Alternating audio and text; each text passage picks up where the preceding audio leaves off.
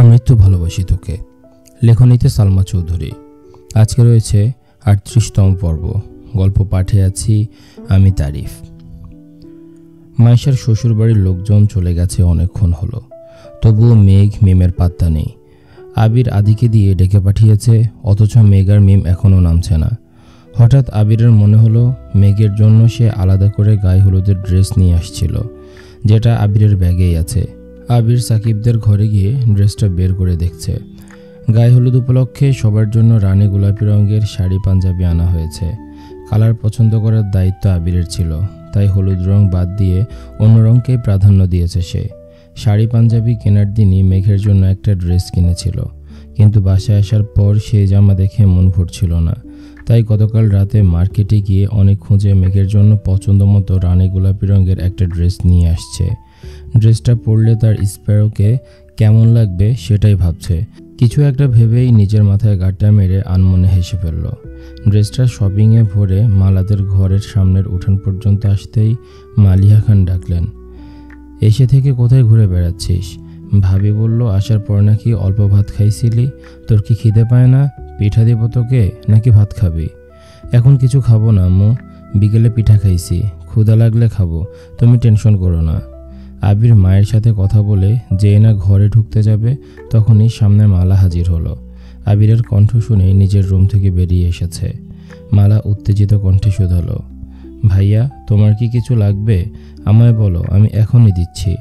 আবিরের হাতে shopping bag দেখে পুনরায় প্রশ্ন করল, শপিং ব্যাগে কি?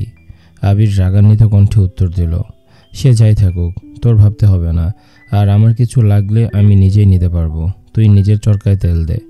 আবিরের রাগান্বিত কণ্ঠ শুনে মালা মাথা নিচু করে মনে মনে বলল, আমারই তো ভাবতে হবে, আমি যে তোমাকে ভালো। আবির ধমক দিল, রাস্তা থেকে সরে দাঁড়া। মালা তড়িঘড়ি করে সরে দাঁড়ালো। আবিরকে যেতে দেখে মালাও নিজের রুমে সাজতে চলে গেছে। আবির বারান্দা পেরিয়ে দোতলায় যাওয়ার জন্য কয়েক সিঁড়ি উঠতেই আচমকা আলতা রঙের একটা পা চোখে পড়ল। পায়ের মালিক দোতলা থেকে নামছিল। সিঁড়িতে এক পা রেখেই যেন থমকে দাঁড়িয়েছে। আবির স্বাভাবিকভাবে চোখ তুলে তাকাতেই আশ্চর্য বনে গেল। চোখ পড়ে এক মায়াবিনীর দিকে। সহসা মুগ্ধ আখিতে তাকায়। সে মায়াবিনী যেন মায়ার জাল বিছিয়ে রেখেছে। আবিরের মতো হাজারো সুপুরুষ যুবক তার এই রূপে ঝলসে যাবে। বাঙালি স্টাইলে রানী গোলাপি রঙের শাড়ি পরিহিতা মায়াবিনীর কোমর ছড়ানো চুলগুলো অতিশয় ধীর গতিতে উঠছে। মুখে হালকা মেকআপ, চোখে আইলাইনারের সঙ্গে গাঢ় করে কাজলও লাগানো, ঠোঁটে লাল টকটকে লিপস্টিক, গলায় হালকা গহনা, তার সঙ্গে কোমরের বিছা। আবির কিংকর্তব্য বিমূঢ় বিস্ময় চোখে মায়াবিনীকে আপাদমস্তক দেখল। বাকরুদ্ধ দৃষ্টিতে চেয়ে আছে সে আখির জোড়ায়। মায়াবিনীর দিকে তাকিয়ে উপরের সিঁড়িতে পা রাখতে গিয়ে হোঁচট খেয়ে পড়তে নিলে সঙ্গে সঙ্গে হ্যান্ডরেলে ধরে কোনো রকমে নিজেকে সামলালো। আবিরকে হোঁচট খেতে দেখে মায়াবিনী কয়েক সিঁড়ি নেমে আতঙ্কিত কণ্ঠে শুধালো, কি হয়েছে আপনার? মায়াবিনীকে কাছে আসতে দেখে আবির তৎক্ষণাৎ ২-৩ সিঁড়ি নিচে নেমে নেশাক্ত কণ্ঠে বিড়বিড় করে কি যেন বলল। মায়াবিনী শুধু শেষে বলা উফটাই বুঝতে পেরেছে। মায়াবিনী চিন্তিত স্বরে শুধালো, আপনি ঠিক আছেন তো? আবির উত্তর না দিয়ে উল্টো প্রশ্ন ছুড়ে দিল, তুই কি ঠিক থাকতে দিচ্ছিস? আবিরের প্রশ্ন শুনে মায়াবিনী অপলক দৃষ্টিতে তাকালো। চোখে মুখে উজ্জ্বলতা ফুটে উঠেছে। উত্তেজিত কণ্ঠে পুনরায় প্রশ্ন করল, শাড়িতে কেমন লাগছে আমায়? আবির পুনরায় তাকালো। ক্লান্তিহীন অমত্ত চেয়ে রইল কিছুটা সময়। মেঘ তির্যক চোখে চেয়ে আছে, মুখে তার মিষ্টি হাসি। আবিরের ঘোর যেন কিছুতেই কাটছে না। দৃষ্টি তার সরছেই না। মনে হচ্ছে মায়াবিনীকে দেখার ব্যাকুলতা এই জন্মে তার শেষ হবে না। মৃত্যু ব্যতীত মায়াবিনীর মায়ার জাল থেকে বের হতে পারবে না সে। মেঘ পুনরায় প্রশ্ন করল, কেমন লাগছে বলেন না? মেঘের মাথায় আবিরের মনোযোগের বিঘ্ন ঘটে। আবিষিত কণ্ঠে বলল, মায়াবিনী। আবির ভাইয়ের মুখে মায়াবিনী শব্দ শুনে অষ্টাদশী লজ্জায় আড়ষ্ট হয়ে গেল। ব্লাশ দেয়া কপল আরও বেশি রক্তিম বর্ণ ধারণ করেছে। ডিসেম্বরের তীব্র শীতেও অষ্টাদশীর নাক ঘামে চিকচিক করছে। প্রিয় মানুষের মুখে নিজের প্রশংসা শুনে অষ্টাদশীর কলবরে অন্যরকম শিহরণ যাচ্ছে। এতক্ষণ আবির ভাইয়ের দিকে তাকিয়ে থাকলেও এখন লজ্জায় চোখ তুলে তাকাতে পারছে না। আবির গলা খাকারি দিয়ে বলল, হাতটা দেখি। আবির নিজের হাত বাড়ালো।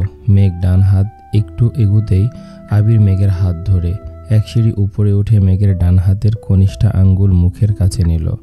মেঘের কনিষ্ঠা আঙ্গুল ব্যতীত বাকি আঙ্গুলগুলো স্থান পেল আবিরের গালে। আবিরের গালে থাকা খোঁচা খোঁচা দাড়ি স্পর্শ করতেই অষ্টাদশীর বুকের ভেতর উথাল পাতাল ঢেউ শুরু হয়ে গেছে। আবির মেঘের কনিষ্ঠা আঙ্গুলে আস্তে করে কামড় দিল। অমনি অষ্টাদশী কেঁপে উঠল। মেঘের অস্বস্তি বুঝতে পেরে আবির হাত ছেড়ে কিছুটা দূরে দাঁড়ালো।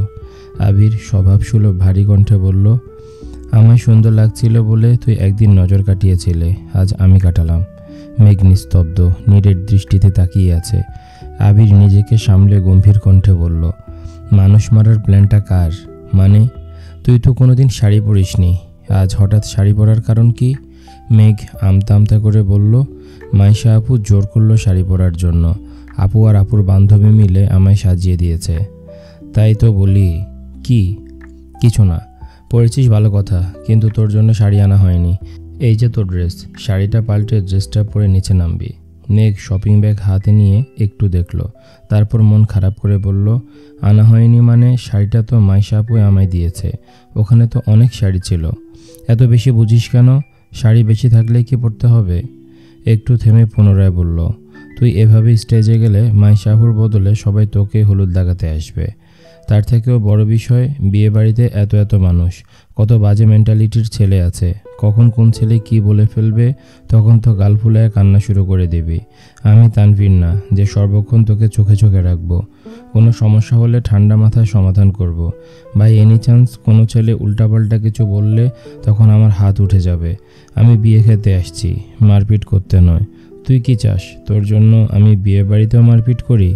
মেঘ ডানে বামে মাথা নেড়ে উচ্চস্বরে বলল, না।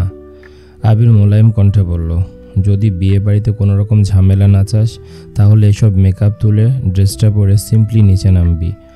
আর যদি মনে হয় সবাই শাড়ি পরেছে তাই তোকেও শাড়ি পরতে হবে, তাহলে এভাবেই যেতে পারিস। Choice is years. মেঘ আর কিছু বলল না। শপিং ব্যাগটা হাতে নিয়ে সিঁড়ি দিয়ে উঠছে। মন খারাপ হওয়ার বদলে অষ্টাদশীর চোখে মুখে প্রখর উজ্জ্বলতা। আবির ভাইয়ের বলা মায়াবিনী শব্দটা বারবার কানে বাজছে। আবির ভাই যে তাকে নিয়ে চিন্তা করে এটা ভাবতেই মেঘের হৃদয়ে প্রশান্তির হাওয়া বয়ে গেল। আবিরের দৃষ্টি মেঘেতে নিবদ্ধ। অকস্মাৎ বুকে হাত রাখল। মস্তিষ্কের নিউরনে অবিরাম বাজছে, তোর রূপে এই আবির বিধ্বস্ত। মানসিক টানাপোড়েনে ভুগছে সে। অশান্ত মনকে শান্ত করার কোনো শব্দ খুঁজে পাচ্ছে না। হৃদয়ে গান বাজছে, ये दिल पागल बना बैठा, इसे अब तू ही समझा दे, दिखे तुझ में मेरी दुनिया तू बन जा रे। যতক্ষণ অষ্টাদশীকে দেখা যাচ্ছিল আবির ততক্ষণ দুর্বেদ্য দৃষ্টিতে তাকিয়েছিল। অষ্টাদশী আড়াল হতেই আবির ধপ করে সিঁড়িতে বসে পড়েছে। হাত দিয়ে চোখ মুখ ডাকছে। বক্ষপিঞ্জরে উথাল পাতাল ঢেউ। তখনই সাকিব আসছে। আবিরকে সিঁড়িতে বসে থাকতে দেখে চিন্তিত স্বরে শোধালো, কি হয়েছে ভাইয়া, এখানে বসে আছো কেন? আবির চোখ মুখ থেকে হাত সরিয়ে সাকিবের দিকে তাকিয়ে শ্বাস ছেড়ে বলল, সাকিব রে, আমি শেষ। সাকিব আবিরের কাছাকাছি এসে শোধালো, কি হয়েছে বলবা তো? যত দিন যাচ্ছে আমি ওর প্রতি তত বেশি আসক্ত হয়ে যাচ্ছি। মায়াবিনীর মায়া কাটানোর ক্ষমতা যে আমার নেই। মায়া কাটানোর দরকার কি? তুমি তো মেঘবতীকে ভালোই বাসো। বিয়ে করে নাও, তাহলেই এই মায়ার বাঁধন আরও বেশি শক্ত হবে। তোমাদের দুজনকে পাশাপাশি দেখলে আমার কি যে ভালো লাগে।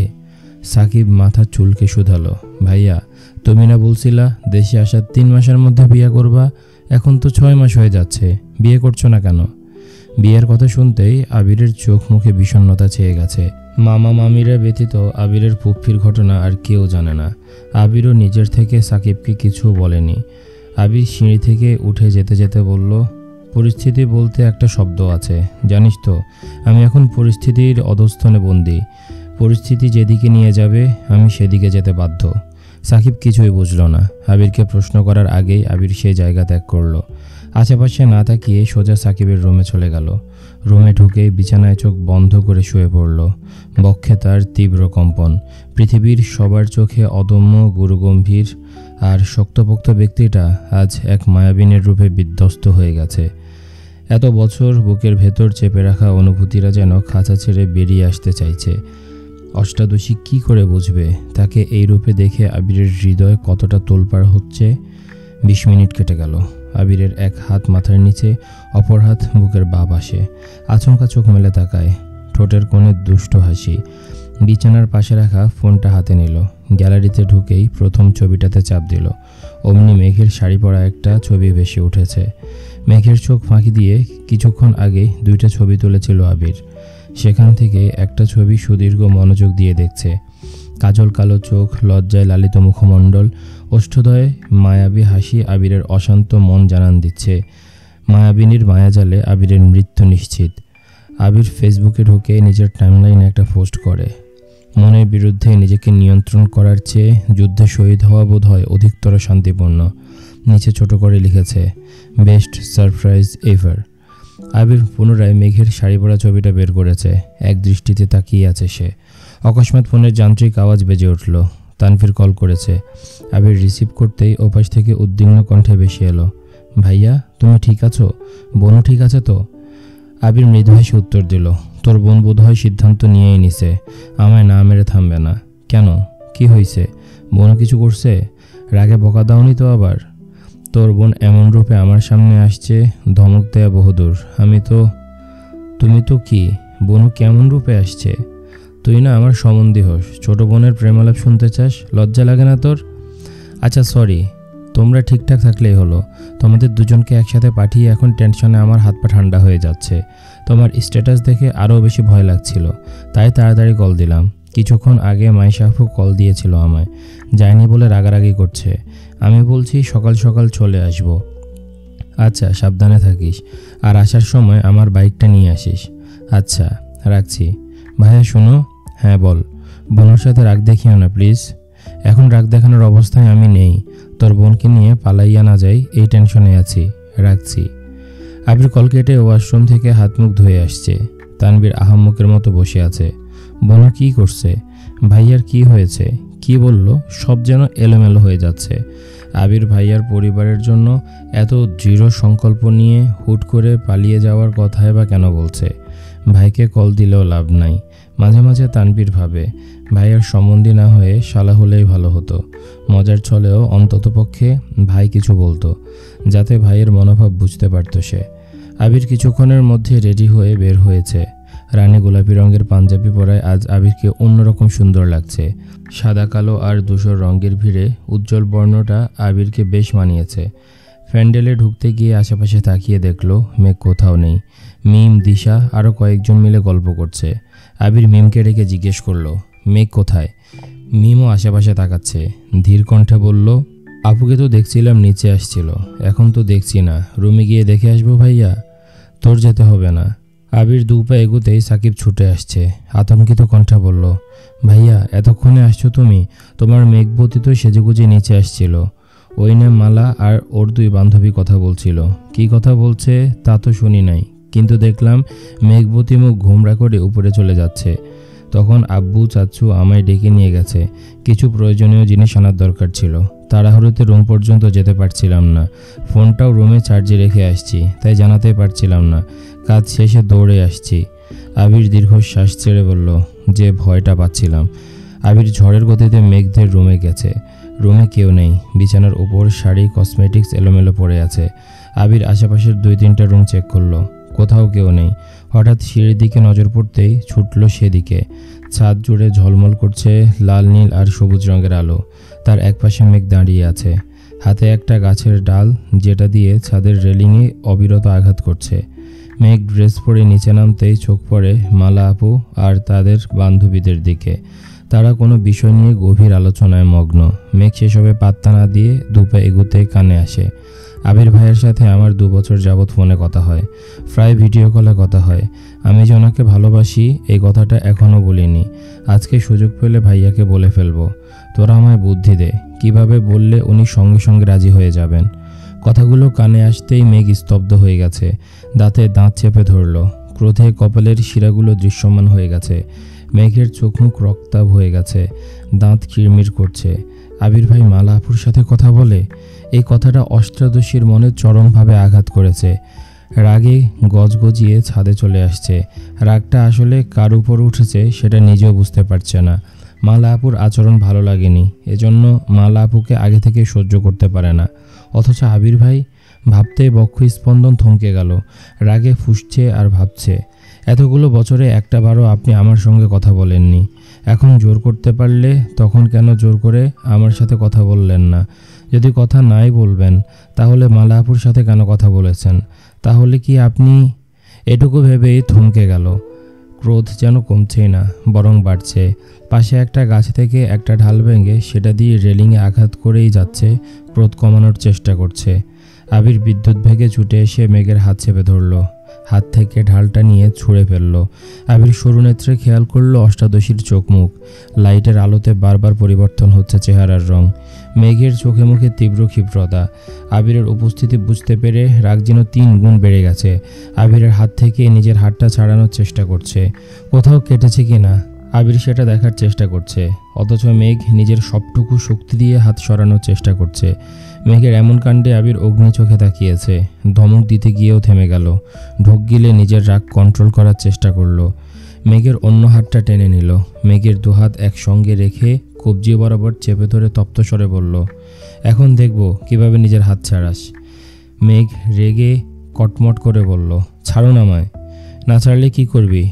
রাগে কটমট করছে মেঘ, প্রশ্ন করল, কোন অধিকার আমায় ছুঁয়েছেন? মেঘ রাগে হিতাহিত জ্ঞান শূন্য হয়ে কথাটা বলল। আবির নিরেট কণ্ঠে উত্তর দিল, আমায় অধিকারবোধ শেখাতে আসিস না। তোকে ছোঁয়ার জন্য যদি অধিকারনামায় স্বাক্ষর করতে হয়, আমি সেই অধিকারনামায় স্বাক্ষর করে হলেও তোকে ছুব। রাগের মাথায় আবিরের কথাগুলো মেঘ শুনল কি না কে জানে। অতিরিক্ত ক্রোধে মেঘের মাথা ঘুরছে, তবুও শান্ত হওয়ার নাম নেই। মেঘ রাগান্বিত কণ্ঠে পুনরায় চেঁচিয়ে উঠল, আমায় ছাড়ুন বলছি। ছাড়ার জন্য তো ধরিনি, ছাড়িয়ে নিতে পারলে নে। মেঘ রাগে ফুঁসতে ফুঁসতে বলল, আমি কিন্তু চিৎকার করব। আবির এবার সশব্দে হাসল। মেঘ আশ্চর্য নয়নে তাকিয়ে বলল, হাসছেন কেন? আমি কিন্তু সত্যি সত্যি চিৎকার করব। আবির তপ্ত স্বরে প্রশ্ন করল, তুই যে অগাচণ্ডী সেটা কি জানিস? মানে? এই যে চিৎকার করবি বললি, চিৎকার তুই করতেই পারিস, কিন্তু সবাই আসলে বলবিটা কি শুনি? আমি তোর হাত ধরেছি এটাই নালিশ করবি? তোর কি মনে হয় তোর এই নালিশের ভয় আমি তোর হাত ছেড়ে দিব? জীবনেও না। বরং তুই নালিশ করলে আমার সুবিধাই হবে। দে চিৎকার। আবিরের কথাগুলো শুনে মেঘ হঠাৎই আবিরের দিকে কেমন করে তাকালো। এতক্ষণ নিজের উপর নিয়ন্ত্রণ ছিল না। আবিরের ঠোঁটের কোণে এক চিলতে হাসির ঝলক দেখে অষ্টাদশীর রাগ কিছুটা কমে এসেছে, তবে এখনও পুরোপুরি শান্ত হতে পারেনি। আবিরের মুখের পানে দুর্বেদ্য দৃষ্টিতে তাকিয়ে আছে। দৃষ্টি নামাতেই চোখ পড়ে রানী গোলাপি পাঞ্জাবিতে। সঙ্গে সঙ্গে অষ্টাদশীর অভিব্যক্তি পাল্টাতে শুরু করলো। আবির ভাইকে এভাবে দেখে যেন চোখ ফেরাতে পারছে না। আচমকা ফোঁস করে শ্বাস ফেলল। নিজের ভেতরের সমস্ত রাগ ঝেড়ে ফেলতে চাইল। এই মানুষটার সাথে আর যাই হোক, রাগ করা অষ্টাদশীর পক্ষে অসম্ভব বিষয়। আবির গলা খাঁকারি দিয়ে বলতে শুরু করলো, তোর কি হয়েছে আমি জানি না, জানতেও চাই না। আমি কিছু কথা বলবো, তুই চুপচাপ সেগুলো শুনবি। আবিরের কথায় মেঘের দৃষ্টি সরল, মাথা নিচু করে দাঁড়ালো। আবির বলে, মনে কর তুই একটা ড্রেস কিনতে একটা দোকানে গেছিস। অনেক খোঁজার পর একটা ড্রেস তোর খুব পছন্দ হয়েছে। যে ড্রেসটা নিতে যাবি তখনই অন্য একজন এসে তোর পছন্দের ড্রেসটা নিয়ে দেখতে লাগলো। তারও ড্রেসটা খুব পছন্দ হয়েছে। তখন তুই কি করবি? ড্রেসটা হাসি মুখে তাকে দিয়ে দিবি, নাকি শক্ত গলায় বলবি এই ড্রেসটা আমি নিব? যদি অভিমান করে তোর পছন্দের জিনিসগুলো মানুষকে দিতে থাকিস, পরে একটা সময় দেখবি তোর আশেপাশে প্রিয় জিনিস বলতে কিচ্ছু নেই। মেঘ মনোযোগ দিয়ে কথাগুলো শুনল। আবির মেঘের হাত ছেড়ে স্বাভাবিক কণ্ঠে বলল, আমাদের আশেপাশে এমন অনেক ঘটনা ঘটে যেগুলো দেখেও না দেখার মতো করে চলতে হয়। যদি আমরা সেগুলোকে পাত্তা দেই তাহলে আমাদের জীবন ধ্বংস। অনিশ্চিত জীবনে যতদিন বাঁচবি ততদিন নিজেকে নিয়ে বাঁচার চেষ্টা করবি। আমি নিচে যাচ্ছি, 10 মিনিটের মধ্যে ফ্রেশ হয়ে নিচে আসবি। আবির দীর্ঘ পা পেলেই সিঁড়ির কাছে গিয়ে আবার পেছনে ফিরে তাকালো। উচ্চস্বরে বলল, মাই ডিয়ার স্প্যারো, সব কিছু চাইলেই পেয়ে যাবেন এমনটা নাও হতে পারে। প্রয়োজনে কিছু জিনিস আদায় করে নিতে হয়। আবির চলে গেছে। মেঘ ঠোঁট কামড়ে দাঁড়িয়ে আছে। মাথায় ঘুরছে আবির ভাইয়ের বলা শেষ কথাটা, প্রয়োজনে কিছু জিনিস আদায় করে নিতে হয়। মেঘের রাগ, অভিমান, মন খারাপের কারণগুলো এক মুহূর্তে পালিয়েছে। আবির ভাই যেন অষ্টাদশীকে ইনডাইরেক্টলি তাকে বুঝিয়ে দিয়েছে আবির ভাইয়ের ভালোবাসা আদায় করে নিতে হবে। সহসা মেঘের ঠোঁটে হাসি ফুটেছে। এই হাসিতে কোনো খাদ নেই, মনের ভিতর নেই কোনো অভিযোগ। মেঘ দ্রুত রুমে গিয়ে ফ্রেশ হয়ে অন্তহীন পায়ে ছুটতে ছুটতে নিচে নামলো। মেঘের ছোটাছুটি দেখে হালিমা খান বিরক্ত হয়ে বললেন, এভাবে দৌড়াচ্ছিস কেন? পরে ব্যথা পেলে কি হবে? মেঘ একগাল হেসে উত্তর দিল, আমার কিচ্ছু হবে না। দৌড়ে বেরিয়ে আসে ঘর থেকে, আখিজোড়া কাউকে খুঁজছে। হঠাৎ চোখে পড়ে প্যান্ডেলের দিকে।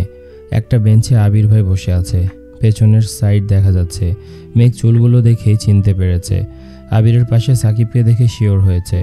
সাকিব এদিকেই তাকিয়েছিল।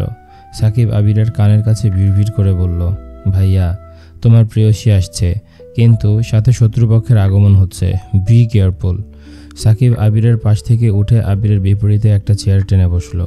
মেঘ আবিরের কাছাকাছি আসতে চোখে পড়ল মালা একটা ট্রে নিয়ে মেঘের আগে আবিরের সামনে হাজির হলো। কিছু খাবার আর এক গ্লাস শরবত। আবিরের কাছে এসে মালা মোলায়েম কণ্ঠে বলল, ভাইয়া তোমাকে কতক্ষণ যাবৎ খুঁজছিলাম, তুমি তো দুপুরের পর আর কিছু খাওনি, তাই খাবার নিয়ে আসছি। মালার আহ্লাদি কণ্ঠে আবিরের মেজাজ খারাপ হলো, তবু স্বাভাবিক থাকার চেষ্টা করলো। আবির প্রখর তপ্ত স্বরে জানালো, আমি এখন খাবো না, নিয়ে যা। মেঘের রাগ ক্রমে ক্রমে বেড়েই চলেছে। গাল ফুলিয়ে আবিরের থেকে কিছুটা দূরে আবিরের মুখোমুখি এসে দাঁড়ালো। সামনে থেকে আবিরকে দেখছে, অথচ আবির কারো দিকেই তাকাচ্ছে না।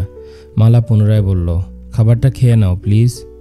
আবির রাগান্বিত কণ্ঠে কিছু বলতে যাবে, তার আগে মেঘ আবিরের কাছাকাছি দাঁড়ালো। ঝুঁকে আবিরের মুখোমুখি হলো। মেঘকে কাছে আসতে দেখে আবির একটু পিছিয়ে গেল। মেঘ আচমকা আবিরের বুকের উপরের বোতামটা লাগাতে লাগাতে বলল, পাঞ্জাবি তো পরেছেন ঠিকই, বোতামগুলোও ঠিকমতো লাগাতে পারেননি। বোতাম লাগিয়ে তাকালো মাথায়। এক মুহূর্তের ব্যবধানে চুলে হাত দিল। দুহাতে চুলগুলো ঠিক করতে করতে বলল, ইস, চুলগুলো এলোমেলো করে ফেলেছেন, আমি না থাকলে যে আপনার কি হবে এটাই ভেবে পাই না।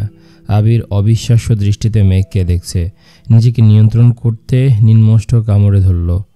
চোখে মুখে বিস্ময় যেন সরছেই না। মেঘ যে এমন কাণ্ড করবে এটা আবির কল্পনাতেও ভাবতে পারেনি। মেঘের কাণ্ডে স্তব্ধ হয়ে গেছে আবির। মেঘ চুল ঠিক করে এক পা পিছিয়ে আবিরকে ভালোভাবে পরখ করে মোলায়েম কণ্ঠে বলল, এই তো এখন ভালো লাগছে, মাশাল্লাহ। কথাটা বলেই ধপ করে আবিরের পাশে বসে পড়ল। সাকিব চেয়ারে বসে এতক্ষণ বিপুল চোখে সব ঘটনা দেখছিল। ছেলেটা মুখ চেপে হেসেই যাচ্ছে। সবার মুখে হাসি থাকলেও মালার আগে ফুঁসছে। মেঘকে আবিরের বোন ব্যতীত কিছু ভাবেনি সে। তবে এখন মেঘের আচরণ দেখে মালার সহ্য হচ্ছে না। মেঘ মালার দিকে তাকিয়ে মুচকি হেসে বলল, আপু, আবির ভাই এ সময় কিছু খায় না, কিছু লাগলে আমি এনে দেব নে, তুমি বরং তোমার বান্ধবীদের সময় দাও। মালা রাগে কটমট করে চলে যাচ্ছিল। সাকিব পেছন থেকে ডাকলো, মালা, খাবারটা বরং আমায় দিয়ে যা, আমি খেয়ে তোর জন্য দোয়া করব। মালা হুঙ্কার দিয়ে উঠল, তোর দোয়া আমার লাগতো না। আবির মেঘের দিকে নিষ্পলক দৃষ্টিতে তাকিয়ে আছে। আজ সকাল থেকে যা যা ঘটছে, তারপর আবির আর কোনোভাবেই নিজেকে সংযত রাখতে পারছে না। মালা চলে যাওয়ায় মেঘও আবিরের দিকে তাকালো। চোখে চোখ পড়তেই আবির ভ্রু নাচালো। মেঘ নিঃশব্দে হাসলো। কাজল কালো চোখ সাথে অকৃত্রিম হাসিতে আবির ঘায়েল হয়ে গেছে। নেশাক্ত কণ্ঠে শুধালো, এটা কি ছিল? মেঘ হাসি মুখে উত্তর দিল, আপনি বুঝবেন না। আবির ভ্রু কুচকে তাকাতে সাকিব বলে উঠল, ভাইয়া, শুধু হাতে পায়ে লম্বা হলে হয় না, বুদ্ধিরও প্রয়োজন আছে। তোমার উচিত মেঘবতের থেকে কিছু বুদ্ধি ধার নেয়া। আবির মেঘের দিকে তাকিয়ে থেকে মুচকি হেসে জানালো, আমিও তাই ভাবছি। এখন থেকে যখনই বুদ্ধির প্রয়োজন হবে তখনই ওর কাছে যাব। মেঘ আবিরের মুখের পানে চেয়ে ভেঙচি কেটে উঠে চলে গেছে। আবির নিঃশব্দে হাসছে আর অষ্টাদশীর প্রস্থান দেখছে। আবিররা যেখানে বসেছে তার পেছনে কিছুটা দূরে গায়ে হলুদের স্টেজ। মিম, দিশা আরও কয়েকটা মেয়ে সেখানে বসে আছে। মিমকে দেখে মেঘও সেখানে গিয়ে মিমের পাশে বসেছে। সাকিব চেয়ার থেকে উঠে এসে আবিরের পাশে বসতে বসতে মোবাইল এগিয়ে দিয়ে বলল, নাও তোমার ভিডিও আর ছবি, ঠিক আছে কিনা দেখো। আবির টেনে টেনে সবগুলো দেখেছে। মেঘের বেঞ্চি থেকে শুরু করে আরও অনেক ছবি তুলে ফেলেছে। একটা ছবিতে দুজন দুজনের চোখের দিকে তাকিয়ে আছে। একটা ভিডিও করেছে, ভিডিওটাতে বোতাম লাগানো, চুল ঠিক করা দৃশ্য। সাকিব আস্তে করে বলল, ভাইয়া, আমার কিন্তু খুব রাগ উঠতেছে। আবির ফোনটা পকেটে রেখে বলল, কেন? আবির ঘাড় ঘুরিয়ে তাকাতেই দেখলো মেঘ সবার সঙ্গে কথা বলছে আর হাসছে। সাকিবের কাঁধে মাথা রেখে আবির মেঘকে দেখছে। সাকিব ঠান্ডা কণ্ঠে বলল, তোমাদের লুকোচুরি প্রেম আর কতদিন চলবে জানি না। এই যে কিছু বলতে পারো না, তোমার খারাপ লাগে না? খারাপ তো লাগেই। ওর জন্য কত নির্ঘুম রাত কাটে আমার। ও যদি জানতো, নির্ঘুম রাত কাটিয়ে সকালবেলা ওর মায়াবী আঁখি জোড়া দেখলে মনে হয় আরও শত শত রাত নির্ঘুম কাটাতে পারবো। সাকিব মজা করে বলল, আহারে ভালোবাসা। আবিরের ঘোর যেন কোনো মতেই কাটছে না। সাকিবের কাঁধে মাথা রেখে ক্লান্তিহীন অমূর্ত চোখে মেঘকে দেখেই যাচ্ছে। নিজে পছন্দ করে কেনা ড্রেসটাতে অষ্টাদশীকে যতটা মোহনীয় লাগবে ভেবেছিল, তার থেকেও কয়েক গুণ বেশি রমণীয় লাগছে। মেঘের মায়াবী হাসি দেখে আবিরের টালমাটাল অবস্থা। মায়াবিনীর মায়াবী হাসি দেখলে বরাবরই আবিরের সকল দুশ্চিন্তার অবসান ঘটে। হৃদয়ে অন্যরকম অনুভূতি কাজ করে। আজ সকাল থেকে ঘটা একের পর এক ঘটনা আবিরকে বেসামাল করে দিচ্ছে। নিজেকে সামলানোর বিন্দুমাত্র শক্তি আবিরের নেই। নানান রকমের নিষিদ্ধ ইচ্ছা যেন মাথাছাড়া দিয়ে উঠেছে। অষ্টাদশীর প্রাণোচ্ছল হাসি, তার সাথে গাঢ় কাজল টানা দু চোখ দেখে আবির আনমনে ভিড়ভিড় করে বলে, আমার ক্লান্ত মস্তিষ্ক জুড়ে শুধু তোর বিচরণ চলে। সাকিব ঠাট্টার স্বরে শুধালো, কার? সাকিবের প্রশ্নে আবির কিছুটা নড়ে বসল। বুঝতে পারল তার মনের কথা মুখ ফসকে বেরিয়ে গেছে। নিজেকে সামলে উত্তর দিল, মাহাদিবা খান মেঘ। এখনও মেঘবতীকেই দেখছো নাকি? কোথায় মেঘবতী? দেখি। যে না ঘাড় ঘুরাতে যাবে অমনি আবির আটকে দিল। তেজপূর্ণ ভারী স্বরে বলল, আমার সম্পত্তিতে ভুলেও নজর দিবি না। সাকিব আমতা আমতা করে বলল, আমি তো শুধু দেখতে চাইছিলাম। ভাইয়ের সম্পত্তিতে নজর দিব এত নিকৃষ্ট আমি না। তাছাড়া আমার মানুষ আছে। আবির কোনো কথা বলল না। একটু থেমে সাকিব পুনরায় বলল, ভাইয়া চলো একটা জায়গায় যাই। আবির উদাস কণ্ঠে বলে উঠল, আমি জানি তুই কোথায় যেতে চাচ্ছিস, কিন্তু আমি এখন কোথাও যাচ্ছি না। প্লিজ ভাইয়া চলো না। ওদের সন্ধ্যার পর আমাদের বাড়িতে আসার কথা ছিল। আমি বলছিলাম এগিয়ে নিয়ে আসব। আবির ব্যস্ত ভঙ্গিতে বলল, ইস কি প্রেম! দুইটা বাড়ি পরেই তো বাড়ি, এখান থেকেও আবার এগিয়ে আনতে হয়? আর কত কি যে দেখতে হবে? সাকিব একগাল হেসে প্রশ্ন করল, এই কথা তুমি বলছো ভাইয়া? 24 ঘন্টা যার চোখের সামনে মেঘবতী ঘুরঘুর করে, মেঘবতীর কণ্ঠ না শুনলে রাতে যার ঘুম হয় না, সেই সাজ্জাদুল খান আবির এই কথা বলছে? আবির গম্ভীর কণ্ঠে বলে, চুপ থাকবি তুই? আর একটা প্রশ্ন, বাসায় তো সারাদিন মেঘবতীকে দেখোই, তারপরও এত বিভোর হয়ে আছো কেন, বলবা? আবির রাশভারী কণ্ঠে জবাব দিল, বাসায় তো এভাবে দেখার সুযোগ পাই না। একেবারের বেশি দুইবার তাকাতে গেলেই চোখে চোখ পড়ে যায়।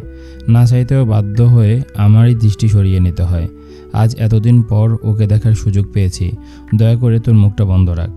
ওদের কি আনতে যাব না? আবির গম্ভীর কণ্ঠে জানালো, কল বা মেসেজ দিয়ে বল চলে আসতে। আমি এখন কোথাও যাব না, আর তুইও যেতে পারবি না। প্রোগ্রাম শেষে এগিয়ে দিয়ে আসিস, এখন ডিস্টার্ব করিস না। সাকিব পকেট থেকে ফোন বের করে মেসেজ করছিল। সাকিবের কাঁধে আবিরের মাথা, অক্ষিযুগল নিবদ্ধ মেঘের চোখে মুখে। প্রেয়সীর মুগ্ধতায় ডুবে আছে সে। পল্লব ফেলছে না একটিবারও। এ জগতের আর কোনো কিছুতেই মনোযোগ নেই তার। আচমকা কেউ একজন আবিরের কান চেপে ধরায় আতকে ওঠে। অগাধ মনোযোগে ছেদ পড়ল। আকস্মিক ঘটনায় আবির কিছুটা ভরকে গেল। হকচকিয়ে সোজা হয়ে বসে সঙ্গে সঙ্গে তাকায় সেদিকে। মাইশা শক্ত হাতে আবিরের কান চেপে ধরে আছে, চোখে মুখে পরিষ্কার রুষ্টতা।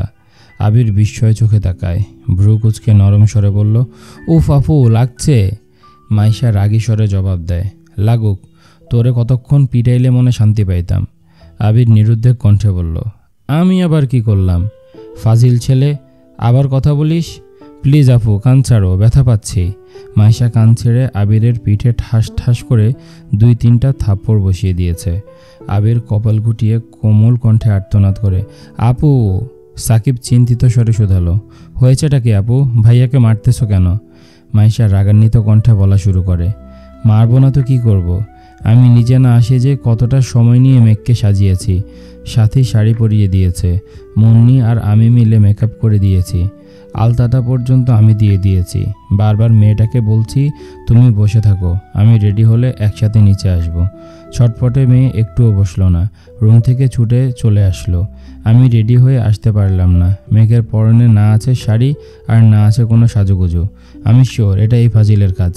বলতে বলতে আবিরের পিঠে আরেকটা থাপ্পড় বসিয়ে দিয়েছে। সাকিব মাইশার কথা শুনেই বসা থেকে উঠে গেছে। আবিরের মুখোমুখি হয়ে শুধায়, ও আচ্ছা, এই কারণেই তাহলে তোমার টালমাটাল অবস্থা? মাইশা পুনরায় চেঁচিয়ে ওঠে, কিরে কথা বলছিস না কেন? আবির অন্যদিকে তাকিয়ে উত্তর দিল, আমি কি বলবো? মেঘ শাড়ি পাল্টালো কেন? জানি না। আবির, একদম ফাজলামো করবি না, আমি ড্যাম শিওর এটা তোর কাজ। সাকিব পাশ থেকে বলে উঠল, এতক্ষণে বুঝলাম ভাইয়ার মাথা নষ্টের কারণ মেঘবতীর শাড়ি। থাক আপু, তুমি মন খারাপ করো না, ভাইয়া মেঘবতীর প্রতি একটু বেশি সিরিয়াস তো, তাই হয়তো শাড়ি পাল্টাতে বলছে। মাইশা ভ্রুকুচকে শুধালো, তুইও জানিস আবির তাহলে সত্যি সত্যি মেঘকে পছন্দ করে? সাকিব উত্তেজিত কণ্ঠে জানালো, পছন্দ না গো আপু, মেঘবতীর প্রেমে আবির দেওয়ানা বলো। মানুষ তো প্রেমে হাবুডুবু খায়, ভাইয়া পুরোপুরি ডুবে আছে। কবে যে নিঃশ্বাস আটকে মরে যায় আল্লাহ জানেন। আবির সাকিবের দিকে চোখ রাঙিয়ে তাকিয়ে আছে। সাকিবের সেদিকে হুঁশ নেই। আবির ধমক দিতে যাবে তার আগে মাইশা শীতল কণ্ঠে বলে ওঠে, ছি আবির, তোর থেকে অন্তত এটা আশা করিনি। ছোটবেলা থেকে তুই বলতি আমি নাকি তোর সবচেয়ে ভালো বোন। ভালো বোন হওয়ায় এই প্রতিদান দিলি? একটাবার বলতে তো পারতি। আবির কৈফিয়তের স্বরে জবাব দিল, কি করে বলবো? তোমার সাথে কি নীরবে কথা বলতে পারি? ফোনে কথা বললে মামা মামি মালা দিশা কেউ না কেউ থাকে সব সময়, বলবো কিভাবে? মাইশা সেসবে পাত্তা না দিয়ে বলে, তুই আমার প্ল্যানে পানি ঢালছিস, এখন আমি তোর প্রেমে আগুন লাগাবো। ওয়েট বাবু। মাইশার আগে গজগজ করে 2-3 কদম এগুতেই আবির ছুটে গিয়ে মাইশার পথ আটকে দ্বিগুণ ভারী কণ্ঠে প্রশ্ন করে, কি করবা? তানভীরকে কল দিয়ে বলবো তুই যে গোপনে ওর বোনের পিছে ঘুরছিস। আবির মাইশার সামনে থেকে সরে একপাশ হয়ে দাঁড়িয়ে উত্তর দিল, ও। মাইশা ভ্রুকুচকে আবিরের মুখের পানে তাকায়। আবিরের ঠোঁটের কোণে হাসি দেখে মাইশার চরম রাগ উঠে গেছে। সাকিবের দিকে তাকাতেই সাকিব হেসে ফেলল। সাকিবকে হাসতে দেখে মাইশার আগে প্রশ্ন করল, হাসছিস কেন? হাসছি কারণ তুমি যাকে বিচার দিতে যাচ্ছ সে অলরেডি সব কিছু জানে। এখন না, আরও 7-8 বছর আগে থেকেই জানে। কি? আবির কি এত বছর যাবৎ মেঘকে ভালোবাসে? হ্যাঁ। মাইশা আবিরকে শুধালো, মেঘ জানে? না। বলিস না কেন? সময় হলে বলবো। তুই সময়ের অপেক্ষা কর, আমি এখনই বলে দেব। আবির আতঙ্কিত হয়ে বলে, আপু প্লিজ ওরে এখন কিছু বলো না। আমি বলবোই। সরি আপু, প্লিজ ওরে কিছু বলো না। সরি বললে কি সব কিছুর সমাধান হয়ে যায়? এত কষ্ট করে সাজিয়ে দেখতে পারলাম না, আর একটা ছবিও তুলতে পারলাম না। এখন তোরে কি করতে মন চায় বল? আপু শোনো, ভাইয়া যেহেতু ঢাকায় জব করেন, বিয়ের পর তো তুমি ঢাকাতেই থাকবা। কোনো একদিন মেয়েকে শাড়ি পরিয়ে তোমার সাথে দেখা করাবো। দরকার হলে তোমাদের বাসা থেকেও ঘুরে আসবো। তবু শাড়ি পরা নিয়ে আর কিছু বলো না। আমরা কারো কানে একথা গেলে তুলকালাম হয়ে যাবে। প্লিজ। ফুপি জানে না? না। ঠিক আছে, মাফ করতে পারি, তবে একটা শর্তে। কি শর্ত? কানে ধর। এখন? হ্যাঁ এখন। কানে ধরবি নাকি মেঘকে বলবো? আচ্ছা ধরছি। বলেই আবির দুহাতে আলতোভাবে কানের লতি স্পর্শ করলো। মাইশা মৃদু হেসে শুধালো, মেঘকে প্রথমবার শাড়িতে দেখার অনুভূতি বল। আবিরের জবাব এলো, কানে ধরে কেউ অনুভূতি শেয়ার করে? কেউ করে না বলেই তুই করবি। শুনো তবে। শাড়ি পরিহিতা মাহাদিবা খান মেঘকে দেখে সাজ্জাদুল খান আবিরের অন্তরতম অচল পূর্বাভাসবিহীন কালবৈশাখীর ঝড়ের কবলে পড়েছে। মাহাদিবার সাহচর্য ব্যতীত আবিরের অশান্ত হৃদয় শান্ত হবে না। মাইশা আর সাকিব দুজনে হা করে তাকিয়ে আছে। মাইশা উচ্চস্বরে হেসে বলল, হায় আল্লাহ, আমার ভাই এখন প্রেমিক পুরুষ হয়ে গেছে। মাইশার হাসির শব্দে মিমদের নজর পড়ে। আবিরকে দেখে বসা থেকে উঠে দাঁড়াতে দাঁড়াতে বলে, আপু দেখো ভাইয়া কানে ধরে দাঁড়িয়ে আছে। তৎক্ষণাৎ মেঘের নজর পড়ে সেদিকে।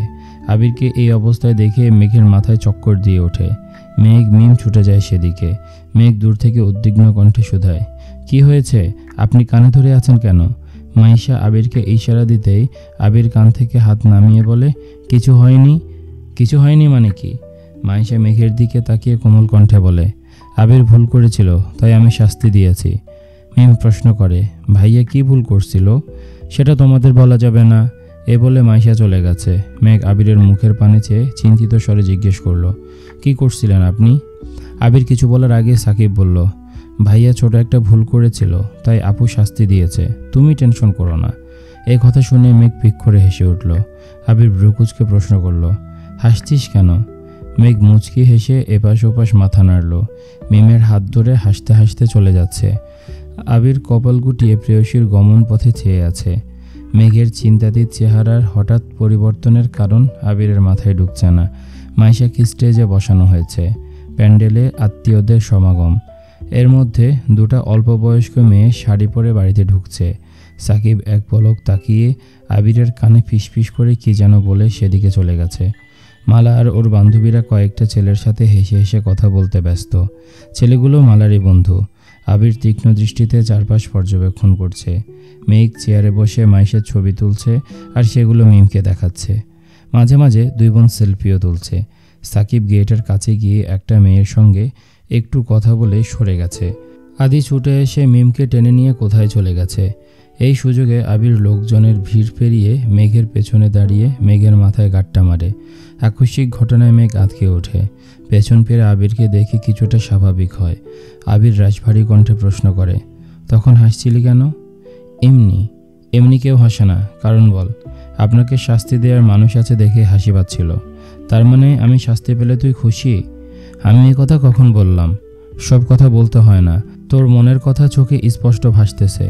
মেঘ ঘন ঘন পল্লব পেলে শুধালো, আপনি কি চোখের ভাষাও বুঝেন? জি। সবার? জি না, তোর মতো তার ছিঁড়া মানুষের মনের কথা বোঝার ক্ষমতা আল্লাহ আমায় দিয়েছেন। আমি তার ছিঁড়া? কি মনে হয়? মেঘ গাল ফুলিয়ে শ্বাস ছেড়ে বলল, আমি মোটেই তার ছিঁড়া না। সেসব পরে দেখা যাবে। মামি খাওয়ার জন্য ডেকে গেছেন। মিম আদিকে নিয়ে তাড়াতাড়ি আয়। মালা আর ওর বান্ধবীরা দূর থেকে আবির মেঘের কথোপকথন শোনার চেষ্টা করছিল। স্টেজ থেকে মাইশাও আবির মেঘকে দেখছিল। মাইশার মুখে মিষ্টি হাসি। মাইশা আর আবিরের বয়সের পার্থক্য মাত্র 1 বছর হওয়ায় দুই ভাই বোনের মধ্যে ছোট থেকেই বন্ধুত্বপূর্ণ সম্পর্ক। মামাবাড়িকে কেন্দ্র করে আবিরের শৈশবের অনেকখানি স্মৃতি জড়িয়ে আছে। মামাবাড়ির সবচেয়ে কাছের মানুষ ছিল মাইশা। সাকিব একটু বড় হওয়ার পর থেকে সাকিবের সঙ্গেও খুব ভালো সম্পর্ক হয়েছে। বাকিদের সঙ্গে তেমন আন্তরিকতা নেই। মাইশা পড়াশোনার জন্য বাড়ির বাইরে চলে যাওয়া, আবিরের দীর্ঘদিন মামা বাড়িতে না আসা, তারপর বিদেশ চলে যাওয়া, সব মিলিয়ে মাইশার সঙ্গে দেখা সাক্ষাৎ হয়নি অনেক বছর। মালার ফোন দিয়ে বেশ কয়েকবার কথা হয়েছে, তবে সবসময় মালা আশেপাশে থাকে।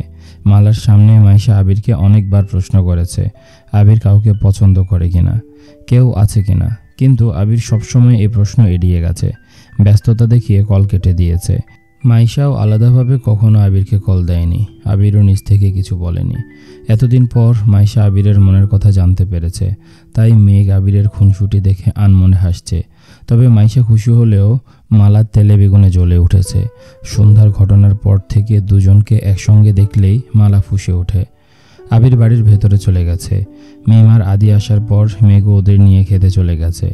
মাইশার বাবা চাচারা, মামারা, আরও যারা যারা আছেন সবাই মাইশাকে হলুদ লাগাতে ব্যস্ত। দুইজন ক্যামেরাম্যান ছবি তুলতেছে। মেঘদের পিছু পিছু মালা ওর বান্ধবীদের নিয়ে খেতে গেছে। মালিয়া খান আর আবিরের ছোট মামি মিলে সবাইকে খাওয়াচ্ছেন। মালাকে বসতে দেখেই সাকিব ঠাট্টা সরে বলল, কিরে মালা, তুই খেতে বসছিস কেন? তোর কি সমস্যা? আমায় আবার কি সমস্যা হবে? যে মেয়ে সাজলে সারাদিন পানিও খায় না, সে মেয়ে শাড়ি পরে সেজেগুজে ভাত খেতে বসছে, ঘটনা কি? তোর মাথা। সাকিব আর কথা বাড়ালো না। আবিরের আশেপাশে সাকিব বসেছে, অপর পাশে আদি বসেছে, তারপর মিম, এরপর মেঘ। মেঘের পাশে মালা বসেছে। মালাকে মেঘের পাশে বসতে দেখেই আবির চোখ রাঙিয়ে সাকিবের দিকে তাকিয়ে আছে। সাকিব চোখে ইশারা করল আবির যেন শান্ত থাকে। মালার থেকে মেঘকে দূরে দূরে রাখতে চেয়েও পারছে না। আবির নিজের রাগ কন্ট্রোল করে খুব তাড়াহুড়ায় খাবার খাচ্ছে। আবির খাবার প্রায় শেষ। তখন মালা মেঘকে উদ্দেশ্য করে বলছে, মেঘ, তুমি বরং এই মাছটা খাও। একটা মাছের পিস চামচে তুলে মেঘের দিকে এগোতেই আবির রাগান্বিত কণ্ঠে বলে, মাছের তরকারি অনেক ঝাল হয়েছে, মেঘ এত ঝাল খেতে পারে না। মালা পুনরায় মাছ বাটিতে রেখে দিল। আবিরের কথা শুনে মেঘ চোখ জোড়া বড় করে তাকালো। অষ্টাদশীর খাওয়া বন্ধ হয়ে গেছে। মেঘ এত জাল খেতে পারে না, এটা আবির ভাই মনে রেখেছে ভেবে অষ্টাদশীর মন খুশিতে ভরে গেছে। মেঘ চিবুক নামিয়ে লাজুক হাসল। আবির ভাইয়ের প্রতি ভালো লাগা ক্রমশ বেড়েই চলেছে। আবির উঠে যেতে যেতে মালাকে উদ্দেশ্য করে গম্ভীর কণ্ঠে বলল, মেঘকে খাওয়ানোর দায়িত্ব তোকে দেয়া হয়নি।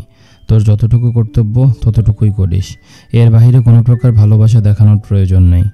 আবির রাগে কটমট করে রুম থেকে বেরিয়ে পড়েছে। রাগটা পুরোপুরি প্রকাশ করতে পারছে না, আবার গিলতেও পারছে না। খাওয়ার মধ্যে তানবীর 5-7 বার কল দিয়ে ফেলেছে। তানবীরের সাথে কথা বলে নিজের ভেতরের ক্ষোভ প্রকাশ করছে। তানভীরও ঠান্ডা মাথায় ভাইকে বোঝাচ্ছে। আচমকা আবিরের সামনে মেঘ দাঁড়াতেই আবিরের কথা বন্ধ হয়ে গেছে। ক্ষোভের পরিবর্তে আবিরের চোখ মুখে মুগ্ধতা প্রতীয়মান হচ্ছে। মায়াবিনীর মায়াবী মুখ দেখলে আবিরের ক্রোধ যেন নিমেষেই বিলীন হয়ে যায়। আবির উঠে যাওয়ায় মেঘ তাড়াহুড়া করে খাবার খেয়ে ছুটে এসেছে। আবির ভাইয়ের অপ্রকাশিত ভালোবাসা বেশ ভালোই বুঝতে পারছে সে। আবিরকে নিরুত্তর থাকতে দেখে তানভীর কয়েকবার হ্যালো হ্যালো বলছে। কয়েক মুহূর্ত পর আবির বলে, এখন রাখছি, পরে কল দেব। মেঘ মোলায়েম কণ্ঠে শুধালো, ভাইয়া কল দিয়েছিল? হ্যাঁ। ভাইয়া কি রাতে খেয়েছে? হ্যাঁ। তুই কী জন্য এসেছিলি? আপনাকে দেখতে। আবির কপাল কুঁচকে বলে, মানে? আপনার শীত লাগছে কিনা দেখতে আসছিলাম। ঠিক আছে, চলে যাচ্ছি। আবিরের তীক্ষ্ণ দৃষ্টিতে মেঘ লজ্জায় আড়ষ্ট হয়ে যাচ্ছে। নিজের প্রতি রাগ হচ্ছে। মুখ ফসকে সবসময় সত্যি কথাই কেন বের হয়? মেঘ কপাল চাপড়াতে চাপড়াতে স্টেজের দিকে চলে গেছে। মেঘকে দেখে মাইশা হাতের ইশারা করলো স্টেজে যাওয়ার জন্য। ঘণ্টা দুয়েক গায়ে হলুদের প্রোগ্রাম চলল। স্টেজের আশেপাশে ছবি তোলার জন্য বেশ কিছু সোফা আর আশেপাশে ফুল দিয়ে সাজিয়ে রাখা হয়েছে। সেখানেই সকলে দল বেঁধে ছবি তুলছে। সবার হলুদ ছোঁয়ানো শেষে নাচের প্রোগ্রাম শুরু হয়েছে। দিশা, মালার বান্ধবীরা সবাই গায়ে হলুদের গানে অনেক সুন্দর নেচেছে। ছেলেদের মধ্যেও বেশ কয়েকজন নেচেছে। সবার শেষে 10 জন ছেলে স্টেজে উঠেছে। সবার পরনে রানী গোলাপি পাঞ্জাবি। সবাই এক গানে নাচছে। মেঘ সামনের দিকে চেয়ারে বসে সেই নাচের ভিডিও করছে, কারণ 10 জনের কেন্দ্রবিন্দুতে হলো আবির। সবাই নিজেদের মতো নাচলেও আবিরকে স্টেজে ওঠানো যায়নি। মাইশা আপু আর সাকিবের জোড়াজুড়িতে আবির শেষমেশ সবার সাথে নাচতে রাজি হয়েছে। টানা 3টা গানে 10 জন একসঙ্গে পারফর্ম করেছে। আবির স্টেজ থেকে নেমে একটা চেয়ারে বসতে বসতে মেঘকে বলল, একটু পানি নিয়ে আসবি প্লিজ? এক্ষুনি আনছি বলে মেঘ হুটোপুটি করে পানি আনতে চলে যায়। পানির গ্লাস নিয়ে আসতে আসতে দেখে মালা আবিরকে পানির বোতল সাধতেছে। মেঘ গ্লাস হাতে মাঝপথে দাঁড়িয়ে পড়েছে। আবির ঘাড় ঘুরিয়ে উচ্চস্বরে বলল, পানি কি দিবি? মালা পুনরায় বলল, এটা ভালো পানি, খাও। মেঘ কয়েক পা এগিয়ে আবিরের কাছে আসতেই আবির হাত বাড়িয়ে পানির গ্লাস নিতে নিতে বলল, বোতল দিয়ে পানি খাই না আমি। মালার আগে গজগজ করে চলে যাচ্ছে। যতবারই আবিরের কাছে যেতে চায় আবির ততবারই মালাকে অবহেলা করে, দূরে সরিয়ে দিচ্ছে। এটা মালার একদম সহ্য হচ্ছে না। মেঘের প্রতি এত কেয়ার সহ্য করতে পারছে না সে। মেঘ পানির গ্লাস নিতে নিতে বলল, আপনি এত ভালো ডান্স করেন, জানতাম না তো। আবির মুচকি হেসে বলে, সময় হলে আরও অনেক কিছু জানতে পারবেন। মেঘ অবাক লোচনে আবিরের দিকে তাকিয়ে আছে। প্যান্ডেলের আনাচে কানাচে মানুষের ভিড়। শীতের রাত বলে প্রোগ্রাম তাড়াতাড়ি শেষ করা হয়েছে। মেহেদি দেওয়ার জন্য পার্লার থেকে 3 জন মেহেদি আর্টিস্ট আনা হয়েছে। মাইশা রুমে চলে যাওয়ায় পাড়ার প্রতিবেশীরাও যে যার মতো বাড়ি চলে যাচ্ছে। এত মানুষের ভিড়েও দুজোড়া চোখ একে অপরকে দেখছে। উভয়ের তপ্ত দৃষ্টি তোলপাড় চালাচ্ছে উভয়ের হৃদয়ে। হৃদস্পন্দনের মাত্রা তীব্র হচ্ছে। দুজনের আঁখি যুগল জড়িয়ে আছে মোহময়তায়। হঠাৎ ফোন ভাইব্রেশন হওয়ায় আবিরের দুর্ভেদ্য চাহনিতে ছেদ পড়ে। স্ক্রিনে তাকাতেই সাকিবের নাম চোখে পড়ে। ঘাড় ঘুরিয়ে সাকিবের হাস্যোজ্জ্বল মুখ দেখে আবির পুনরায় মেঘের দিকে তাকায়। মেঘ তখনও গভীর মনোযোগের সঙ্গে আবিরকে দেখছে। আবির মেঘের চোখের সামনে 2 আঙ্গুল তুড়ি বাজিয়ে মেঘের ঘোর কাটানোর চেষ্টা করল। তুড়ির শব্দে মেঘ নড়ে ওঠে। সম্বিত ফিরতেই মেঘ লাজুক হাসল। সে কল্পনায় আবির ভাইয়ের সঙ্গে কাপল ডান্স করতেছিল। আবির তুড়ি বাজিয়ে রোমান্টিক মুহূর্তটা নষ্ট করে ফেলেছে। মেঘকে হাসতে দেখে আবির কপাল গুটিয়ে বলল, কি হলো? মেঘ জিভ দিয়ে ঠোঁট ভিজালো। দীর্ঘ এক নিঃশ্বাস ছেড়ে ডাকল, আবির ভাই। আবির আবেশিত কণ্ঠে জবাব দিল, আগপাছ না ভেবেই মেঘ বলল, আপনি মানুষটা খুব তেতো। মেঘের কথায় আবির তীক্ষ্ণ দৃষ্টিতে তাকালো, কিন্তু কোনো প্রতিক্রিয়া দেখালো না। মুচকি হেসে আশেপাশে তাকিয়ে ভাবলাসহীন জবাব দিল, তেতো হয়েই তো বিপদে আছি, মিষ্টি হলে তো জানি না কি হতো। মেঘের ওষ্ঠদয় আরও প্রশস্ত হলো। আবির ভাই ঠিকই বলেছেন। আবির ভাইয়ের এই অ্যাটিটিউড দেখে মালা আপু এমপির মেয়ের মতো না জানি আরও কত মেয়ে পাগল। মালা আপুর আচরণে মনে হয় আবির ভাই তার সম্পত্তি। ভাবতেই আচমকা মেঘের হাসি গায়েব হয়ে গেছে। মুখ ফুলিয়ে শ্বাস টেনে ভিড় করে বলল, আবির ভাই শুধু আমার, আর কারোর না। আবির তীক্ষ্ণ দৃষ্টিতে মেঘের হঠাৎ পরিবর্তন দেখছে। মেঘের যে ক্ষণে ক্ষণে কী হয়ে যায় এটা ভেবেই আবির ক্লান্ত। আসার পর থেকে মেয়েটাকে চোখে চোখে রাখছে, তারপরও কি যে হয়। বাসায় থাকলে আবির কখনোই এতটা সময় মেঘকে দিতে পারত না। বিয়ে বাড়ি আত্মীয়ে পরিপূর্ণ, তাছাড়া সাকিব আর ওর বন্ধুরা আবিরকে অনেক দিকে সাহায্য করছে।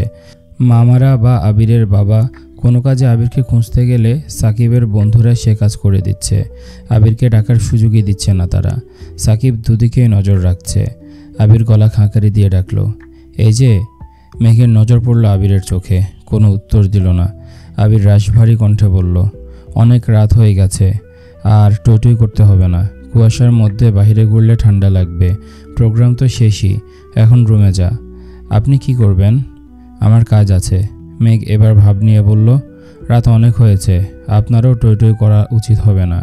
আবির প্রশস্ত নেত্রে তাকাতেই মেঘ ছুটে পালালো সেখান থেকে। আবির ঘাড় ঘুরিয়ে তাকিয়ে আছে, সহসা স্বভাবসিদ্ধ হাসে। আবিরের প্রতি মেঘের ভয়ভীতি যেমন কমছে, তেমনি বাড়ছে মেয়েটার দায়িত্ববোধ। প্রেয়সীর অল্প স্বল্প যত্ন দেখে আবির বেশ বিস্মিত হয়। মন খারাপের জায়গায় ভিড় করে একরাশ মুগ্ধতা। মেঘের সব কিছুই আবিরকে টানে, তবে ছোট ছোট পাগলামি আর দুষ্টামিগুলো আবিরের অনেক বেশি টানে। দুজন মেহেদি আর্টিস্ট মিলে এক রুমে মাইশার দুহাতে মেহেদি দিয়ে যাচ্ছে। মাইশাকে যেন কেউ বিরক্ত না করে, তাই পাশের রুমে আরেকজন সবাইকে মেহেদি দিয়ে দিচ্ছে। মেঘ মাইশার রুমে বসে মেহেদি দেয়া দেখছে। মাইশা মেঘের হাতের দিকে তাকিয়ে স্বাভাবিক কণ্ঠে বলে, তোমার হাত পাকা কেন? মেহেদি দিতে পারো না? না, সমস্যা নাই, পাশের রুমে একজন আপু আছেন, উনি সবাইকে দিচ্ছেন, ওনাকে বলো তোমাকে দিয়ে দিতে। মেহেদি লাগাবো না আপু? এসব বললে হবে না, সবার হাতে মেহেদি, তোমার হাত ফাঁকা দেখলে তোমার আবির ভাই আমার সাথে রাগ দেখাবে। এক হাতে অন্তত দাও। আবির ভাই কিছু বলবে না। তোমাকে বলবে না, আমাকে ঠিকই বলবে, যাও বলছি। ঠিক আছে আপু। মেঘ পাশের রুমের দরজায় দাঁড়িয়ে রুমের পরিস্থিতি দেখল। এক পাশে মালার বান্ধবীরা যে যার মতো একে অপরকে মেহেদি দিয়ে দিচ্ছে। পার্লারের আপুটা মিমকে মেহেদি দিয়ে দিচ্ছে। মেঘকে দেখে মিম ডাকলো, আপু আসো, তোমাকেও মেহেদি দিয়ে দিবে। মেঘ মিমের পাশে বসেছে। মিমের মেহেদি দেয়া প্রায় শেষ। মেঘ বসে মেহেদি ডিজাইন দেখছে। আপুটা খুব দ্রুত আর অসম্ভব সুন্দর করে মেহেদি দিয়ে দিচ্ছেন। মিমের মেহেদি দেয়া শেষ। মিম বিছানায় উঠে বসেছে। দিশারা আগে থেকেই বিছানায় বসেছিল। মেঘকে মেহেদি দেওয়ার জন্য আপু মেঘের বাম হাতের কবজিতে ধরতেই মালা রুমের দরজায় দাঁড়িয়ে গম্ভীর কণ্ঠে বলল, আপু এখন আমাকে মেহেদি দিয়ে দেবেন। আপুটা হেসে বলল, তুমি একটু বসো, বেশিক্ষণ লাগবে না। মালার আগে কটমট করে বলল, মেঘ তুমি বরং পরে মেহেদি দিও, এখন আমি দেব। মেঘ চুপচাপ উঠে রুম থেকে বেরিয়ে গেছে। মেঘ উঠতেই মালা মেঘের জায়গায় বসে নিজের হাত বাড়ালো। আবির আর মেঘ প্যান্ডেলে কথা বলার সময় মালা নিজের রুম থেকে দেখেছে। সন্ধ্যার পর থেকে মালা মেঘকে সহ্য করতে পারছে না। নিচে মালা কাজ করছিল। মেঘ মেহেদি দিতে আসায় মালার বান্ধবী মালাকে কল দিয়েছে।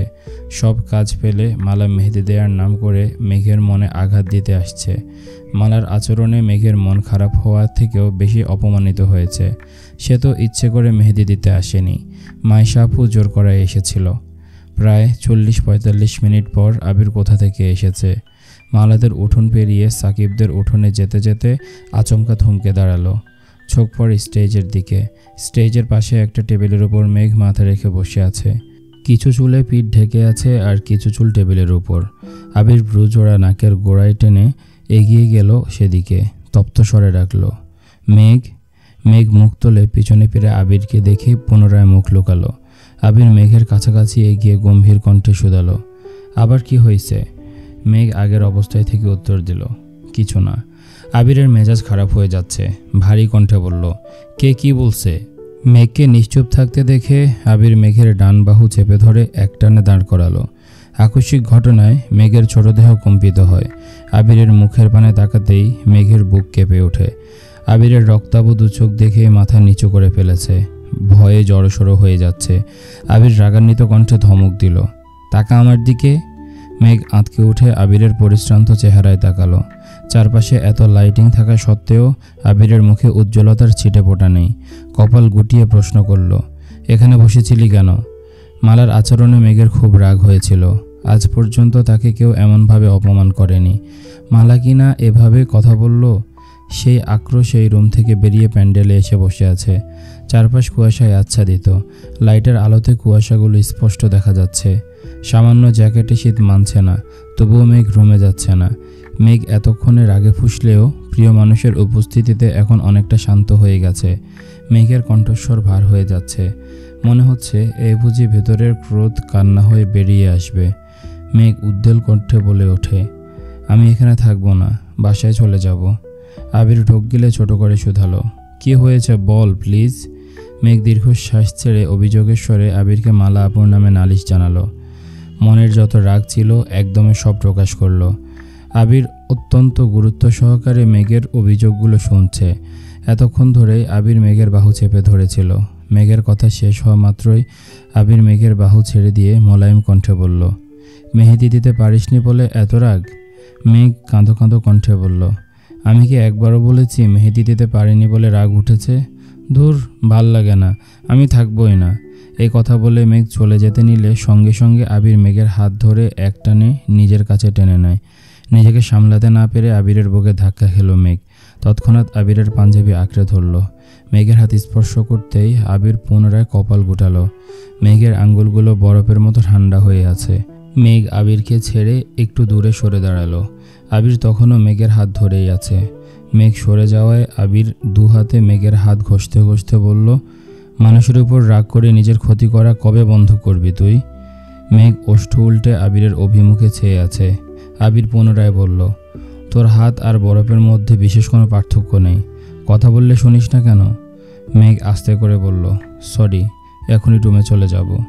এখন আর রুমে যেতে হবে না, বস এখানে, আসছি আমি। মেঘ চেয়ারে বসে আছে। আবির সাকিবের রুমে গেছে। 2 মিনিটের মধ্যে পাঞ্জাবি পাল্টিয়ে টি শার্ট, তার উপর জ্যাকেট পরে আসছে। হাতে একটা শপিং ব্যাগ আর একটা চাদর হাতে নিয়ে আসছে। মেঘের গায়ে চাদর জড়িয়ে পাশ থেকে একটা চেয়ার টেনে মেঘের অভিমুখে বসলো। শপিং ব্যাগ উল্টাতে টেবিলে 8-10টা মেহেদি পড়ল। মেঘ বিপুল চোখে তাকিয়ে আছে মেহেদিগুলোর দিকে। আবির বলল, তোকে মেহেদি দিতে দেয়নি, ব্যাপারটা একবার জানাতি আমায়। আবির টেবিল থেকে একটা মেহেদি নিল। মেঘের বাম হাতের কবজিতে ধরে শুধালো, এই হাতে দিব? আবিরের কথা শুনে মেঘ আশ্চর্য বনে গেল। অবিশ্বাস্য দৃষ্টিতে তাকিয়ে আছে। গলা খাকারি দিয়ে আস্ত করে বলল, আবির ভাই, আপনি মেহেদিও দিতে পারেন? আবির স্বভাবসুলভ ভারী কণ্ঠে জবাব দিল, হয়তো আর্টিস্টদের মতো সুন্দর হবে না, কিন্তু চেষ্টা করতে পারি। অবশ্য তুই না চাইলে দিব না। তখন অভিভূত হয়ে গেছে। আবির ভাই মেহেদি দিয়ে দিবে, এটা অষ্টদশী কল্পনা করতে পারছে না। মেঘ উত্তেজিত কণ্ঠে বলল, আপনার যেভাবে ইচ্ছে সেভাবে দেন। আবির মেঘের হাত ধরে কাঁপা কাঁপা হাতে মেহেদি দিয়ে দিচ্ছে। আর মেঘ অপলক দৃষ্টিতে সেই দৃশ্য দেখছে। মালিয়া খানের হঠাৎ নজর পড়ে স্টেজের কাছে আবির মেঘ বসে আছে। উনি কৌতূহলবশতই এগিয়ে যান সেদিকে। কাছাকাছি যেতে চোখে পড়ে আবির মেঘের হাতে মেহেদি দিয়ে দিচ্ছে। ততক্ষণে মেহেদি দেওয়া প্রায় শেষ দিকে। মালিয়া খান হাসি মুখে বললেন, আলহামদুলিল্লাহ। মায়ের কণ্ঠ শুনে আবির আঁতকে ওঠে। মেঘের মনোযোগেও বিঘ্ন ঘটে। দুজনে মালিয়া খানের দিকে তাকায়। মালিয়া খানের হাস্যোজ্জ্বল মুখ দেখে মেঘ আবির দুজনে স্তব্ধ হয়ে আছে। মালিয়া খান পুনরায় বললেন, আমি তো এই আবিরকে দেখতে চাইছিলাম, বোনের প্রতি এই টান এতদিন কোথায় ছিল? আবির উত্তর না দিয়ে স্বাভাবিক কণ্ঠে শুধালো, কাকামণি আর চাচু কখন আসবেন? মালিয়া খান বললেন, কিছুক্ষণ আগেই আসছে, খাওয়া দাওয়া করে শুয়ে পড়েছে। একটু থেমে মালিয়া খান আবার বললেন, কত বছর পর মেহেদি হাতে নিয়েছিস বলতো আবির? মনে নেই। মেঘ একবার বড় আম্মুর দিকে তাকাচ্ছে, আবার আবিরের দিকে। বড় আম্মুর কথার মানে বোঝার চেষ্টা করছে মেঘ। মালিয়া খান মেঘকে উদ্দেশ্য করে বললেন, জানিস মেঘ, ছোটবেলা আবির মেহেদি না দিয়ে দিলে তুই কী যে কান্না করতিস? মেঘ ভ্রু কুঁচকে শুধালো, আমি? হ্যাঁ তুই। মিম তখন কোলে ছিল। ঈদের সময় আশেপাশের বাসার পিচ্চিদের হাতে মেহেদি দেখে তুই বাসায় এসে কান্না করতিস। তখন তো এত পার্লারও ছিল না। আমি, তোর মা, কাকিয়া কেউই মেহেদি দিতে পারতাম না। বাধ্য হয়ে আবিরই তোকে মেহেদি দিয়ে দিত। মিমকেও কয়েকবার দিছে, তবে তোকে বেশি দিয়ে দিছে। মেঘ ডান হাতে মাথা চুলকে বলল, আমার কিছু মনে নেই কেন? মালিয়া খান হেসে উত্তর দিলেন, জন্মের পর থেকে 6-7 বছরের ঘটনা কারোরই মনে থাকে না, কিন্তু তোরা এত ঠান্ডায় এখানে বসে আছিস কেন? আবির রাগান্বিত কণ্ঠে বলল, আম্মু, তোমার ভাইয়ের মেয়েকে সাবধান করে দিও। মালিয়া খান চিন্তিত স্বরে বললেন, কে, মালা? মালা আবার কি করছে? মালা মেঘকে অপমান করছে। মেঘ কি ওদের বাড়িতে দাওয়াত ছাড়া আসছে? যাতা ব্যবহার কেন করবে? এরকম আচরণ যদি আর একবার করে আমি কিন্তু ওর খবর করে ছাড়ব। মালিয়া খান হেসে উত্তর দিলেন, মালাকে আমি বুঝিয়ে বলবো। দাঁড়া, তোর মামনি আর কাকিয়াকে ডেকে আনি, ওদের দেখায় আমার ছেলেটা ঘরমুখো হচ্ছে। মালিয়া খান দ্রুত পায়ে বাড়ির দিকে চলে গেছেন। এদিকে মালা দু হাতে মেহেদি দিয়ে প্রতিটা রুমে রুমে মেঘকে খুঁজছে, অথচ মেঘ কোথাও নেই। মালিয়া খানকে ঘরে ঢুকতে দেখে মালা প্রশ্ন করল, কি হয়েছে পুপি, এত তাড়াহুড়োতে কোথায় যাচ্ছ? আবির মেঘের হাতে মেহেদি দিয়ে দিচ্ছে। এই দৃশ্য দেখার জন্য আমার দুই জাকে ডাকতে যাচ্ছি। মালিয়া খান চলে গেছেন। কথাটা মালার কাটা গায়ে নুনের ছিটার মতো লাগছে। দ্রুত বারান্দায় গিয়ে দাঁড়ায়। ঘন কুয়াশার মধ্যেও চোখ পড়ে মেঘ আবিরের দিকে। নিজের উপর এখন আরও বেশি রাগ হচ্ছে। আবির মেঘকে মেহেদি দিয়ে দিচ্ছে, এটা কোনো স্বাভাবিক বিষয় নয়। সে যদি মেঘের সাথে এই আচরণ না করত তাহলে আবির আর মেঘ কাছাকাছি আসতো না। আবিরও মেঘকে মেহেদি দিয়ে দিত না। রাগে মালার চোখ মুখ জ্বলছে। রুমে ঢুকেই ঠাস করে দরজা বন্ধ করে দিয়েছে। বড় আম্মু যাওয়ার পর থেকে মেঘ আবিরকে দেখেই যাচ্ছে, পল্লবও ফেলছে না। আবির তড়িঘড়ি করে মেহেদি দিচ্ছে। মেঘ কিছু বলতেছেও বলতে পারছে না। মনের ভেতর একরাশ মুগ্ধতা। আবির ভাই ছোটবেলা নিজের হাতে মেঘকে মেহেদি দিয়ে দিত, এটা ভেবেই আনমনে হাসছে। আবির মেহেদিটা টেবিলের উপর রাখতে রাখতে বলল, তাড়াতাড়ি ঘুমিয়ে পড়িস, আমি গেলাম বলে সাকিবদের ঘরের দিকে দৌড় দিল। মেঘ মুগ্ধ আঁখিতে আবিরকে দেখছে। কয়েক মুহূর্তের মধ্যে আবির ঘরে ঢুকে পড়েছে। মেঘ তখনও সেদিকেই তাকিয়ে আছে। ততক্ষণে তিন যা আসছেন। দূর থেকে মেঘকে ডেকে বলল, কিরে আবির কই? চলে গেছে। কাকিয়া মেঘের হাত ধরে এপাশ ওপাশ ঘুরিয়ে বলল, বাহ, অনেক সুন্দর করে দিয়েছে তো। কাকিয়ার কথায় মেঘ এবার নিজের হাতের দিকে তাকালো। মেহেদি আর্টিস্টদের মতো না হলেও খুব একটা খারাপ হয়নি। মেঘ হাতের দিকে একদৃষ্টিতে তাকিয়ে আছে। মন মস্তিষ্ক জুড়ে আবির ভাই বিচরণ করছে। মনে অন্যরকম প্রশান্তি কাজ করছে। মনে মনে হাজারবার মালা আপুকে ধন্যবাদ দিচ্ছে। মালা আপু অপমান না করলে আবির ভাইয়ের সাথে এত সুন্দর মুহূর্তটা কখনো উপভোগ করতে পারত না সে। মা কাকিয়ারা কী বলছে তার কোনো কিছুতে মেঘের মনোযোগ নেই। অষ্টাদশীর হৃদয়ের প্রতিটি স্পন্দন বলছে, আবির ভাই আপনি আমার সেই পূর্ণতা, ভালোবাসি আপনাকে। মা কাকিয়ার সঙ্গে ঘরে গিয়ে সোজা নিজের রুমে চলে গেছে। মিম দিশারা অনেকক্ষণ আগেই ঘুমিয়ে পড়েছে। মেঘ মিমের পাশে শুয়েছে। সারাদিনের ক্লান্তিতে মেহেদি না তুলে ঘুমিয়ে পড়েছে। অনেকক্ষণ যাবৎ ফোন ভাইব্রেশন হচ্ছে। মেঘ গভীর ঘুমে নিমগ্ন। দীর্ঘ সময় ভাইব্রেশনের পর মেঘ চোখ বন্ধ রেখেই পাশ থেকে ফোনটা নিয়ে রিসিভ করে কানের উপর রাখলো। ওপাশ থেকে আবেশিত কণ্ঠ ভেসে আসে, ম্যাম আপনার ঘুম কি এখনও ভাঙেনি? 1 ঘন্টা যাবৎ আপনার জন্য অপেক্ষা করছি। এই ছিল আজকের পর্ব। কেমন লেগেছে তোমাদের অবশ্যই কমেন্ট করবে। এটা কিন্তু অনেক বড় একটা পর্ব ছিল, সেজন্য পর্বটি আসতেও একটু দেরি হয়েছে, এজন্য আমি দুঃখিত। আর তোমরা যারা কমেন্ট করো না গল্পটা শুনে, তোমাদের উপর কিন্তু আমি রাগ করব। তো কমেন্ট করবা কিন্তু অবশ্যই যে কেমন লেগেছে তোমাদের। আর অন্য কোন গল্প বা উপন্যাস তোমরা শুনতে চাও সেটাও কমেন্ট করো। অনেকগুলো অ্যাসাইনমেন্ট হাতে নিয়েছি, আশা করছি খুব দ্রুত সামনে পর্বগুলো নিয়ে আসতে পারবো। তো দেখা হচ্ছে পরের পর্বে। ততক্ষণ পর্যন্ত সবাই ভালো থাকো, সুস্থ থাকো। আজকের মতো আমি তারিফ এখানে বিদায় নিচ্ছি। আল্লাহ হাফেজ।